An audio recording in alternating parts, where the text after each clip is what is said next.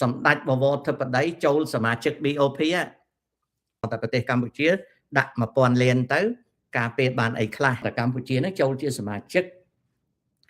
ក្រុមប្រឹក្សាសន្តិភាពហ្នឹងណាបើចូលជាសមាជិកហើយមានប្រទេសណាវាយណាក្រុមប្រឹក្សាសន្តិភាពហ្នឹងនឹងជួយការពារឧទាហរណ៍ថាលោកហ៊ុនសែនគាត់ចូលក្រុមហ្នឹងពេលណាលោកហ៊ុនសែនចូលក្រុមហ្នឹងលោកហ៊ុនសែនអាចទិញកញ្ចប់ការពារមួយថាបើមានថ្ងៃណាមួយ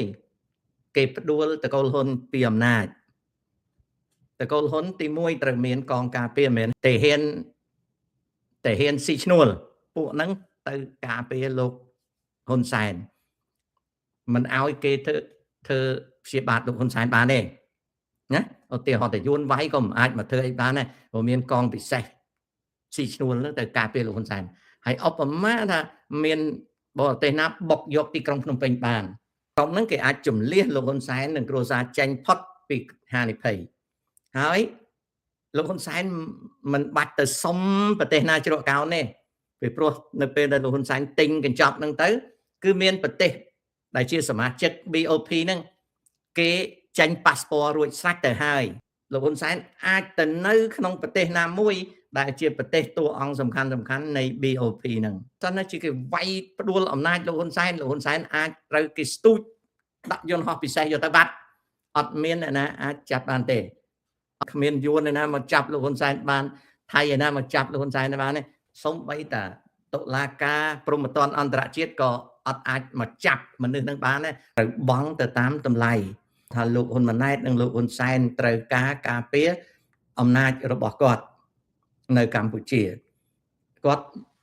លោកហ៊ុនសែននិងលោកហ៊ុនម៉ាណែតហ្នឹងគាត់អាចជ្រើសរើសកញ្ចប់ការពារណាមួយណាកញ្ចប់ការពារអំណាចគាត់តកូលហ៊ុនរបៀបម៉េចកញ្ចប់ការពារទឹកដីរបៀបម៉េចកញ្ចប់ការពារសម្រាប់គាត់ចាញ់របៀបម៉េចដូច្នេះលោកហ៊ុនសែនបើគាត់ចង់ការពារអំណាចរបស់គាត់ហ្នឹងគាត់ត្រូវទិញកញ្ចប់ហ្នឹងនៅក្នុងសមាគមនៃក្រមប្រឹក្សាសន្តិភាពហ្នឹងគឺបាទត្រូវទិញ subscription ដើម្បីការពារខ្លួនឬការពារប្រទេសការពារទាំងអស់វាសិតតែមានកញ្ចប់ហើយមានតម្លៃខុសៗគ្នាណាមិនមែនដូច NATO ទេគឺជាការធានារ៉ាប់រងសុវត្ថិភាពរបស់អំណាចមួយឬក៏ការរ៉ាប់រងសុវត្ថិភាពរបស់ប្រទេសមួយអាចទិញកញ្ចប់ការពារហើយកញ្ចប់ការពារហ្នឹងមានច្រើនយ៉ាង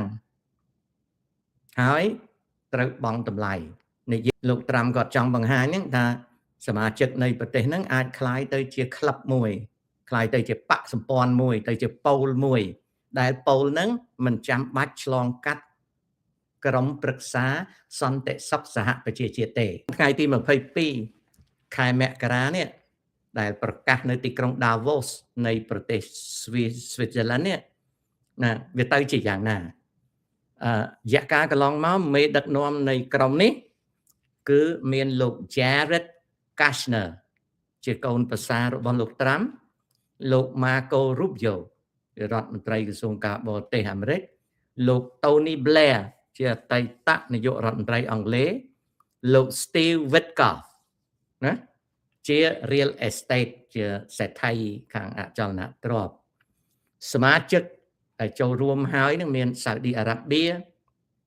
អ៊ីមីរ៉េតអារ៉ាប់រួមកាតាអ៊ីជីបអាជិនទីណាហុងហ្គេរីប៉ាគីស្ថានជាដើមលក្ខនឹងប្រទេសតឺគីអ្នកដែលអត់ចូលរួមបដិសេធមិនចូលរួមមានប្រទេសបារាំងអាល្លឺម៉ង់អង់គ្លេសកាណាដាដោយសារប្រទេសអស់ហ្នឹងបដិសេធថាមិនចូលរួមទេដោយអាក្រុមហ្នឹងវាទង្គិចគ្នាជាមួយនឹងធម្មនុញ្ញនៃសហប្រជាជាតិគោលដៅនៃក្រុមហ្នឹងគឺលោកត្រាំគាត់បង្កើតក្លឹប private មួយដើម្បីធានាសន្តិសុខឲ្យសមាជិកដែលទិញកញ្ចប់បង់លុយប្រៀបបាននឹងទិញការធានារ៉ាប់រងក៏ប៉ុន្តែការទិញការធានារ៉ាប់រងដើម្បីធានាសុវត្ថិភាពហ្នឹងឧទាហរណ៍តែប្រទេសកម្ពុជាដាក់ 1000 លានទៅ ការពារបានអីខ្លះហើយបើត្រូវការពារថែមត្រូវថែមប្រមាណ1000លានទៀតបានសេចក្តីថាបើវាមិនខុសគ្នាពីប្រទេសប្រ៊ូណេទេប្រទេសប្រ៊ូណេគឺការពារដោយអង់គ្លេសរដ្ឋាភិបាលប្រ៊ូណេស៊ុលតង់ប្រ៊ូណេប៉ុន្តែកងទ័ពនិងការពារប្រទេសប្រ៊ូណេគឺការពារដោយអង់គ្លេសអញ្ចឹងវាអត់ខុសគ្នាពីប្រ៊ូណេដែលអង់គ្លេសការពារទេហើយចុះ buy insurance ត្រូវហើយសុភ័ក្រហើយប្រទេសសាអូឌីប្រទេសកាតាប្រទេសកូវ៉ែតអីក៏ដូចគ្នាសិតតែគេមានអញ្ចឹងហើយប្រទេសហ្វីលីពីនគេមានស្តៀងនឹងដែរគេឲ្យដាក់មូលដ្ឋានទ័ពអីហ្នឹងហើយនៅប្រទេសជប៉ុនក៏ដូចគ្នាដែររបៀបអញ្ចឹងគ្រាន់តែវាមានកញ្ចប់ថែមឧទាហរណ៍ថាលោកហ៊ុនសែនគាត់ចូលក្រុមហ្នឹងពេលណាលោកហ៊ុនសែនចូលក្រុមហ្នឹងលោកហ៊ុនសែនអាចទិញកញ្ចប់ការពារមួយថាបើមានថ្ងៃណាមួយគេផ្ដួលតកូលហ៊ុនពីអំណាចតកូលហ៊ុនទី1ត្រូវមានកងការពារមិនមែនហ៊ីងមុនហៀងទេតកូលហ៊ុនអាចទិញកញ្ចប់ការពារពីក្រុមប្រដាប់អាវុធចុះកុងត្រាការពារគាត់ណាចុះកុងត្រាការពារគាត់មានន័យថាគាត់មានអ្នកការពារគាត់ក្រុមអង្គរៈចឹងមែនប៉ុន្តែគាត់បើគាត់មានអាសន្នគាត់អាចទិញមកកញ្ចប់មកទាហានស៊ីឈ្នួលដោយពួកវាយនីដែល Putin ប្រើអញ្ចឹងណាគឺអាចមកដោយពួក Blackwater អញ្ចឹងណាគឺពួកហ្នឹងទៅការពារលោកហ៊ុនសែនមិនឲ្យគេធ្វើព្យាបាទលោកហ៊ុនសែនបានទេណាឧទាហរណ៍តែយួនវាយក៏មិនអាចមកធ្វើអីបានដែរព្រោះមានកងពិសេសស៊ីឈ្នួលទៅការពារលោកហ៊ុនសែនហើយឧបមាថាមានបរទេសណាបុកយកទីក្រុងភ្នំពេញបានក៏ក្រុមហ្នឹងគេមានកញ្ចប់របស់គេបាទជា mercenary ជា private army ក្រុមហ្នឹងគេអាចជំលះលោកហ៊ុនសែននិងគ្រួសារចេញផុតពីហានិភ័យហើយលោកហ៊ុនសែនមិនបាច់ទៅសុំប្រទេសណាជ្រកកោនទេពីព្រោះនៅពេលដែលលោកហ៊ុនសែនទិញកញ្ចប់ហ្នឹងទៅគឺមានប្រទេសដែលជាសមាជិក BOP ហ្នឹងគេចេញប៉ាសពតរួចស្រេចទៅហើយប៉ាសពតហ្នឹងជាប៉ាសពត diplomatic ទៀតគឺលោកហ៊ុនសែនអាចទៅនៅក្នុងប្រទេសណាមួយដែលជាប្រទេសតួអង្គសំខាន់នៃ BOP ហ្នឹងគេហៅថាមានការជ្រកកោនរួចជាស្រេចណាអូខេណាមានការជ្រកកោនរួចជាស្រេចដូចយើងទៅទិញសញ្ជាតិគេហើយគេធានាមានផែនការយើងទិញតាមកញ្ចប់ទៅគឺបើសិនជាគេវាយផ្ដួលអំណាចលោកហ៊ុនសែនអាចត្រូវគេស្ទូចដាក់យន្តហោះពិសេសយកទៅបាត់អត់មានអ្នកណាអាចចាប់បានទេអត់មានអ្នកណាអាចចាប់បានទេណាអត់មានអ្នកណាអាចចាប់បានទេគ្មានយួនអ្នកណាមកចាប់លោកហ៊ុនសែនបានថៃឯណាមកចាប់លោកហ៊ុនសែនបានទេតែវាអាស្រ័យទៅលើកញ្ចប់សមាជិកភាពវា1000លានប៉ុន្តែយើងត្រូវទិញកញ្ចប់ដតីទៀតហ្នឹងមួយទៀតឧបមាថាវាយជាមួយសៀមណាឧបមាថាវាយជាមួយសៀមវាយទៅឥឡូវតបលោកហ៊ុនសែននឹងដូចជាទប់សៀមមិនជាប់ទេ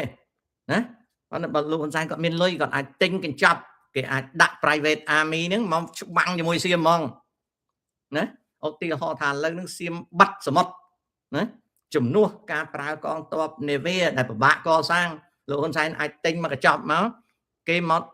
ការពារដែនសមុទ្រឲ្យណាស្អីក៏ធ្វើបានដែរគឺថាឲ្យតែចាញ់លុយទិញវាមានកញ្ចប់វាមានកងត្រាណាហ្នឹងហើយណាអាហ្នឹងអញ្ចឹងគឺស្គប់ទាំងអស់អាហ្នឹងគឺចាញ់មកអញ្ចឹងអូខេ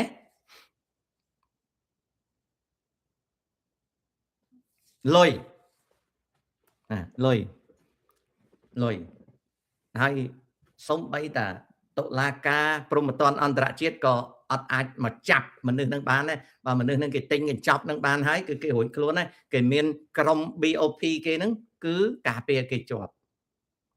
អញ្ចឹងគំនិតហ្នឹងគឺចង់បង្កើតក្រុមមួយដែលអត់ទទួលស្គាល់អត់ចាំបាច់ឆ្លងកាត់អង្គការសហជីវជាតិទេណាហើយបើសមាជិកនិងសមាជិកវាយគ្នា គេខាត់កុំឲ្យវាយពីព្រោះវានៅក្នុងក្លឹបជាមួយគ្នាឧទាហរណ៍ថាថៃវានៅក្នុងក្លឹបហ្នឹងដែរហើយយួននៅក្នុងក្លឹបហ្នឹងដែរអញ្ចឹងរស់ជាមួយគ្នាអត់វាយទេតែគេអាចបបួលឲ្យដោះដូរគ្នាឧបមាថាដោះដូរដីដោះដូរសមុទ្រគេដោះដូរអីដោះដូរទៅប៉ុន្តែប្រជាជននៅក្នុងប្រទេសហ្នឹងកើតទុកមិនសុខចិត្តចង់ផ្ដួលរបបហ្នឹងក៏ផ្ដួលមិនបានដែរព្រោះរបបហ្នឹងការពារដោយក្លឹបណាបើក្លឹបហ្នឹងចង់ដេញប្រទេសណាចោលឬក៏ចង់ដាក់ប្រទេសណាអានឹងស្រេចលើក្លឹបស្រេចលើប្រធានក្លឹបហ្នឹងប៉ុន្តែប្រជាជននៅក្នុងប្រទេសហ្នឹងបើសិនណាជាហ៊ានធ្វើអ្វីជាគ្រោះថ្នាក់ដល់របបហ្នឹងគេទិញគេចាប់ហើយធ្វើអត់បានទេនិយាយចំទៅគេទិញសវត្ថនាសវត្ថភាពគេអស់ទៅប្រជាជនមិនមែនជាអ្នកសម្រេចទេប្រជាជននៅក្នុងប្រទេសហ្នឹងអត់មានសម្រេចជោគវាសនាខ្លួនទេបើប្រជាជននឹងបាតកម្មបាតអីក៏ដោយតែចេះតែបានទេប៉ុន្តែផ្ដួលរបបនឹងអត់បានទេរបបនឹងមានក្លឹបគេការពារហើយណាអូខេគេការពារហើយក្លឹបនឹងគេអាចយកទាហានស៊ីឈ្នួលមកធ្វើកិច្ចការអីអញ្ចឹងណាក្លឹបជាអ្នកសម្រេចអនាគតអញ្ចឹងណារបស់នឹងថ្មីសេរីថ្មីសម្ដេចបវរធិបតីចូលសមាជិក BOP ណាបើចូលសៀមអត់ហ៊ានវាយទេណាបើសៀមវាយសម្ដេចហ៊ុនសែនចេញលុយទិញមកកញ្ចប់ដាក់កងទ័ពមកវាយសៀមប៉ោងខោវិញអញ្ចឹងសៀមអត់ហ៊ានវាយទេណាហើយអាក្លឹបហ្នឹងវានៅចងល់តែមួយទេថាតាត្រាំគាត់ធ្វើប្រធានអស់មួយជីវិតហើយចុះបើតាត្រាំគាត់ចាស់ទៅអ្នកណាធ្វើប្រធានណាហើយបន្ទាប់មកទៀតតើអាក្លឹបហ្នឹងពេលតាត្រាំចាប់អាណត្តិទៅតើច្បាប់អាមេរិកគេគិតម៉េចគេគិតថាតាត្រាំគាត់ជាប្រធានក្លឹបហ្នឹងគេទទួលស្គាល់ទេច្បាប់អាមេរិកព្រោះអាមេរិកកាំងអត់មានអាក្លឹបហ្នឹងទេអាក្លឹបហ្នឹងវាកើតដោយតាត្រាំអញ្ចឹងដល់អស់ពីតាត្រាំទៅតើសហរដ្ឋអាមេរិកប្រធានាធិបតីក្រោយហ្នឹងវាទទួលស្គាល់ទទួលស្គាល់អាក្លឹបហ្នឹងឯអត់ហ្នឹងមួយទៀតតើតាត្រាំហ្នឹងគាត់ចង់យកក្លឹបហ្នឹងដើម្បីការពារកុំឲ្យគេប្តឹងគាត់តែយ៉ាងម៉េចតើអាចទៅរួចទេនៅពេលដែលលោកត្រាំគាត់អញ្ជើញប្រទេសហ្នឹងប្រទេសដូចកម្ពុជាយើងអីមិនចូលមិនបានតើចូល1000លានយើងមិនអត់លុយទេយើងបង់សមាជិកភាព3ឆ្នាំណាតែត្រង់គាត់គិតឲ្យស្រេចណាគាត់ថាមុននឹងគាត់ចាប់អាណត្តិហ្នឹងគឺត្រូវតែប្រមូលលុយឲ្យបានគេក៏ដែរគាត់ប្រកាសថ្ងៃទីឆ្នាំ26អញ្ចឹងគាត់ត្រូវតែប្រមូលលុយឲ្យបានណាអាហ្នឹងអញ្ចឹងណាអត់មានទេមានធម្មនុញ្ញប៉ុន្តែធម្មនុញ្ញហ្នឹងគឺស្រេចលើគាត់ចង់ដេញអ្នកណាចោលចង់ហៅអ្នកណាចូលគឺស្រេចលើគាត់អូខេទៅអានទៅគេចាប់ដើមផ្សាយហើយក្រោយថ្ងៃទី22ណាគេចាប់ដើមផ្សាយហើយណាតង់ហ្នឹងហើយដែលកូនចៅសួរខ្ញុំឲ្យខ្ញុំនិយាយខ្ញុំខ្ជិលនិយាយតាមពិតខ្ញុំអានច្រើនណាខ្ញុំអានសេចក្តីរឿងនឹងច្រើនបាទហ្នឹងជម្រាបប៉ុណ្្នឹងចុះ